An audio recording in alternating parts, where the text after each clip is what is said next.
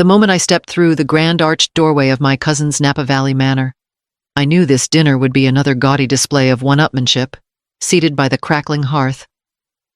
Peyton Hale listened as my cousin Patrick casually mentioned his newly purchased ranch in Jackson Hole, Wyoming, across from him.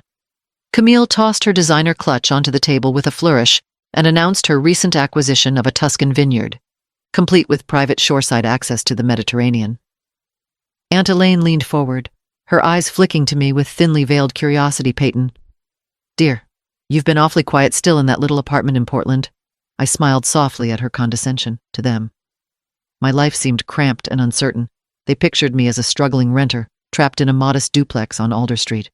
Little did they know that this humble tenant was actually the discreet founder of Westpine Holdings, the very firm quietly amassing commercial towers and multifamily buildings across the Pacific Northwest. Every polite sip of iced tea I took hid a secret triumph while they flaunted million-dollar retreats and sprawling estates. I had been building something far more enduring. Tonight, though, would be different. Soon. The whispers about my living situation would turn to stunned silence, and the people who laughed at me would realize that the one they dismissed was the only one truly in control. The family dinner in the grand dining room of my cousin's Napa Valley estate was already in full swing when I, Peyton Hale, arrived, from my usual seat by the hearth. I watched Patrick, my rival-turned-cousin, lift his glass of Burgundy and announce, "Just closed on a ranch in Jackson Hole, right next to the ski resort." The room erupted in polite applause. Camille, fluttering her silk scarf, countered smoothly, "That's cute, Patrick. We just finalized our vineyard purchase in Tuscany, private beach access included." Their voices danced back and forth, each claiming a more dazzling prize than the last. But I sat there with my unsweetened iced tea, the corners of my mouth barely curving upward. To them, I was Peyton, still renting that little Portland duplex. As Aunt Elaine had remarked earlier with a sympathetic sigh, "It must be quaint, but surely you'll want to buy something more permanent," she'd added, patting my hand. I could feel the pity in her tone, pity for the tenant stuck in a modest two-bedroom on Alder Street, just off the Willamette River. They pictured me saving every nickel, struggling to scrape together a down payment, perhaps even taking in a roommate to cover rent. What they didn't know was that this unassuming duplex wasn't just my home. It was the crown jewel in the property portfolio of Westpine Holdings, the discreet real estate company I founded 5 years ago, under its quiet banner. I had been acquiring multifamily buildings, commercial towers, and yes, even that very duplex complex one unit at a time. While my cousins boasted about their flashy weekend retreats, I was building an empire rooted not in ostentation, but in sound investments, tenant protections, and long-term sustainability. As the conversation shifted back to my living situation, Patrick leaned forward, eyebrows raised in faux concern, still on Alder Street. "Peyton, I hear rents are rising. Tough time to be a tenant." He glanced around for chuckles. Even my father, David Hale, lifted his brows and said, "You'll need to keep on top of those lease renewals, dear. They all assumed I was at someone else's mercy, afraid of eviction notices or sudden rent hikes." I raised my glass and took a deliberate sip, letting the silence stretch. Then I began, "Funny you mention Alder Street. I've been meaning to tell you all about it." Their smiles wavered. "That complex isn't just where I live, it's wholly owned by Westpine Holdings." I let that sink in. Westpine has also purchased the entire block around it, including the storefronts where small businesses have thrived for decades. A hush fell. The family who had gathered to flaunt their riches now realized that their struggling cousin was, in fact, the discrete power behind a growing real estate network across the Pacific Northwest. Camille's scarf fell slack, and Aunt Elaine clutched her napkin. Patrick's fork hovered midair. You own all of that," he stammered. "Every unit," I confirmed. "And I've renovated the exteriors to preserve the brick facades, installed energy-efficient windows, and secured long-term leases for families who've lived there for generations." Their jaws dropped. The dinner's atmosphere shifted from competitive boasting to stunned admiration and a hint of fear. I closed my eyes briefly, savoring the moment when they realized how completely they'd underestimated me. "While you were touting vacation homes," I continued quietly, "I've been quietly ensuring that working families have safe, affordable housing." I set down my glass and leaned back, feeling the weight of their newfound respect and confusion. The room felt smaller now, crowded not with grandeur but with the realization that the person they had pitied and patronized was the very architect of a far-reaching, ethically driven enterprise. They might have believed I was a tenant, But tonight they discovered that Peyton Hale was not only a homeowner, I was a real estate developer who chose substance over spectacle and succeeded on both fronts. The sterile clink of silverware echoed through the vaulted dining room as Aunt Elaine leaned in, her pearl necklace catching the chandelier light like tiny criticism beacons. Peyton, she sighed, head tilted as though she were examining an antique vase in need of repair. You're 35 now, it's really time to settle down and buy something of your own. Her tone was equal parts concern and judgment. Across from her, Patrick gave an obliging nod, as if echoing her inanity. Yes, he chimed, swirling the Cabernet Sauvignon in his glass. That little rental on Alder Street must be charming, but surely you're ready for real roots. My heart fluttered, not with embarrassment, but with amused indignation. Let them picture me clutching rent receipts like love letters, oblivious to the truth of my life. In truth, that little rental was the linchpin of my growing real estate portfolio, discreetly acquired one unit at a time by Westpine Holdings, the company I founded and quietly run. But why spoil the fun? They needed their narrative, the underachieving niece, a tenant trapped in her postage stamp apartment, waiting for someone to rescue her. Camille chimed in next, her silk scarf brushing the tablecloth. Honestly, Peyton, it can't be easy, she said with a sympathetic coo. Every month, worrying about another rent hike. She paused for effect, then added with faux pity. You know, at our age, that kind of uncertainty feels unsettling. The room tittered politely. They assumed I'd been sleeping on nightmares of eviction. I placed my glass of unsweetened iced tea on the table and offered them a measured smile. I appreciate your concern, I said, voice calm and even. Their smiles widened, proud of themselves for caring about the one person left out of the family's financial hegemony. My father, David Hale, cleared his throat. Well, he said, not looking at me. Not everyone can be as enterprising as Patrick or as visionary as Camille. His words dripped with longing approval for my cousin's ostentatious wealth. In that moment, I felt an electric thrill running down my spine. Let them believe I was the failure at the table, let them conspire to help me buy a starter home. Little did they know, I had orchestrated the purchase of an entire block on Alder Street, preserving its red brick facades and original woodwork, under my leadership. Westpine Holdings had maintained affordable rents for long-standing tenants, invested in energy-efficient retrofits, and even donated part of the ground floor storefronts to local artisans. Aunt Elaine pursed her lips. But Peyton, darling, she pressed, fingertips tapping the rim of her water glass. Don't you ever crave a place that's really yours? She gestured to the vaulted ceiling and imported marble floor surrounding us. A home you can put your own stamp on. Their eyes flitted to me, waiting to catch a flicker of panic or humility. I let silence stretch just long enough for my point to land. Then I leaned forward, voice soft but unshakable. This place is mine, I said, nodding toward the manor, all of it, at once. Aunt Elaine's brow climbed toward her hairline. Patrick's jaw fell open. Camille's scarf slipped from her shoulder as though gravity had suddenly regained its authority. Is this some joke? Camille spluttered. You own this. I smiled and met each accusatory gaze in turn.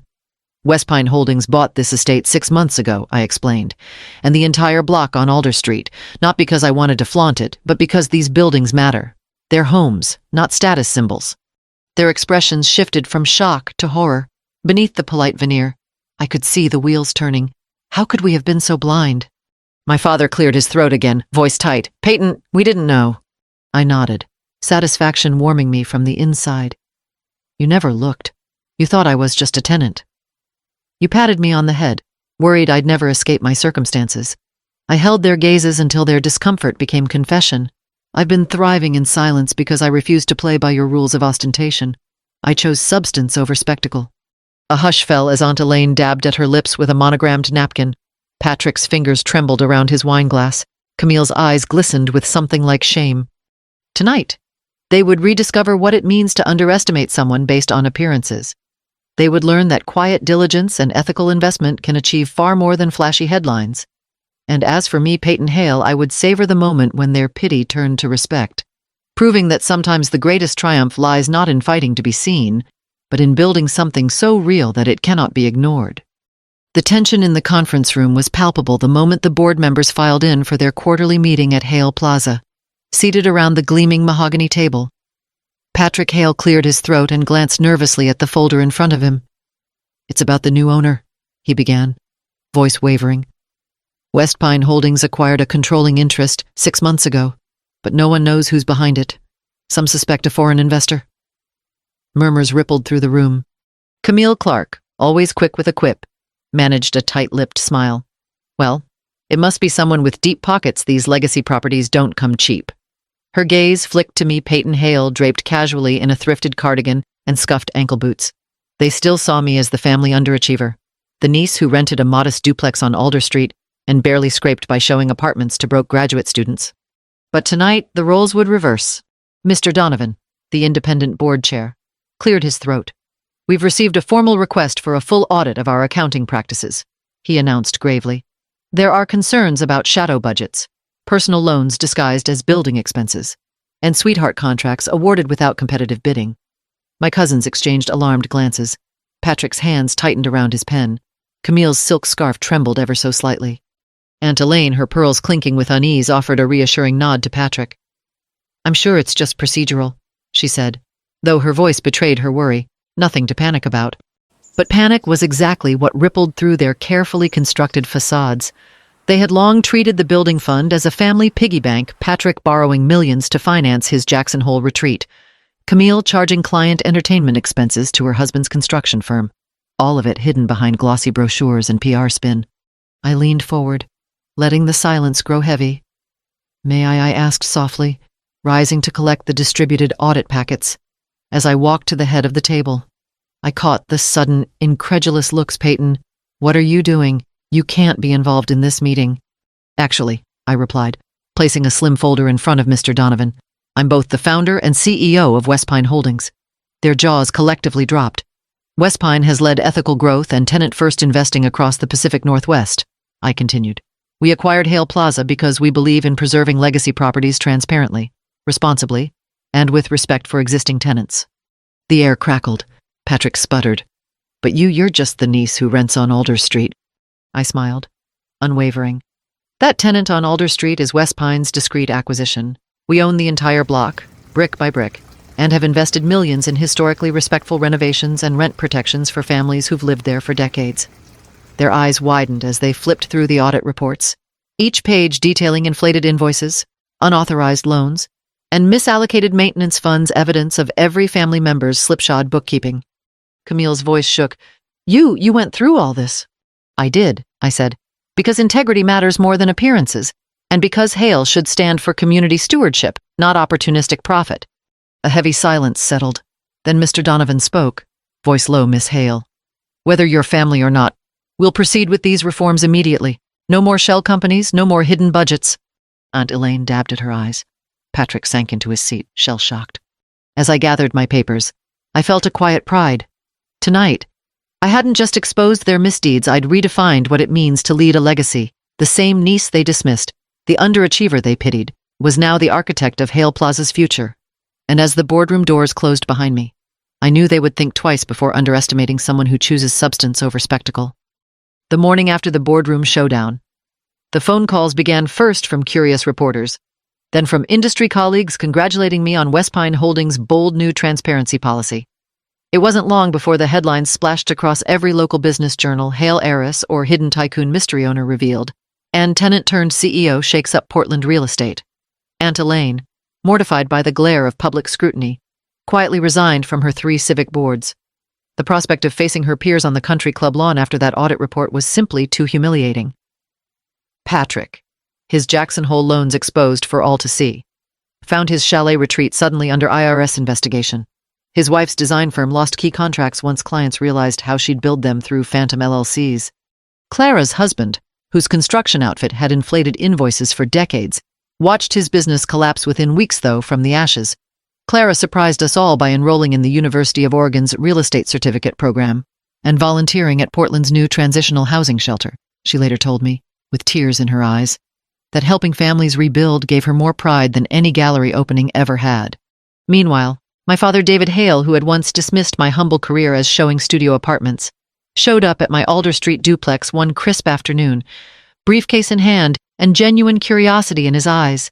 He asked to sit and learn the business, not as a patriarch demanding control, but as a student eager to understand the vision that had quietly transformed entire neighborhoods.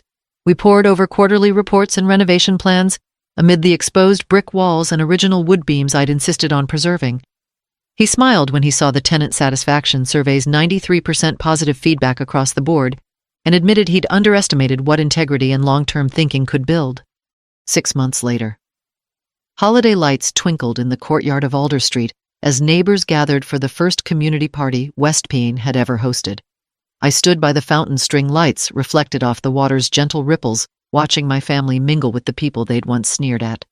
Aunt Elaine sat beside Mrs. Lopez, a tenant of 38 years, laughing warmly as they decorated gingerbread houses, I heard her say. I never knew how much this place meant until now.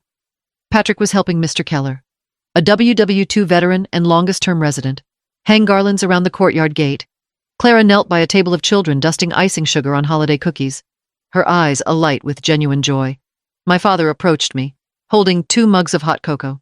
He looked at the twirling fairy lights and then at the families chatting across the lawn. Your great-grandfather always said buildings should shelter hearts, not just wallets, he said softly. I see now I forgot that lesson. I nodded, taking a sip of the rich, spiced cocoa. He wouldn't recognize what we did to that legacy, I replied, sweeping my arm toward the preserved brick facades and newly planted garden beds. But he would know what it means to protect it.